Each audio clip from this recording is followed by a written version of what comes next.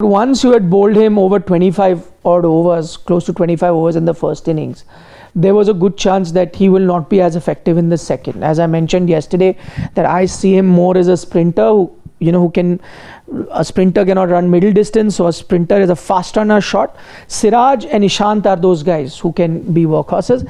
Bumrah is not that. So he can only be used for small spells and limited amount in an inning. So at best, it's, I think you need to treat him like you look at him in a T20 match. You have 4 overs out of 20. Now you can't bowl him more than 4, but you figure out how you need to play him. You would want to bowl 10 overs of Bumrah in 20, but you're not allowed to do it. So you find 4. I bowl him with the new ball here, 1 in the middle, 2 at the death, whichever way, depending on the match situation you change. I think probably with the Jasprit Bumrah going forward, you'll have to have that approach where there has to be a fixed amount of overs that he can bowl, because if you try and milk him a bit more, like if 15 is his kind of limit in an inning, you get him to bowl 25, the effect will be seen not in the second, third, fourth, that it will be, that he will not be available as it is, but even in the second innings, that he will not be as effective as we've seen right now. So maybe a new system will have to be devised where I would want to, as a captain, want to bowl Bumrah, but I only have about 15. Now figure out how you want to go about it, looking at the match situation. That's one way of looking at it. And if you want Bumrah, maybe that's the future.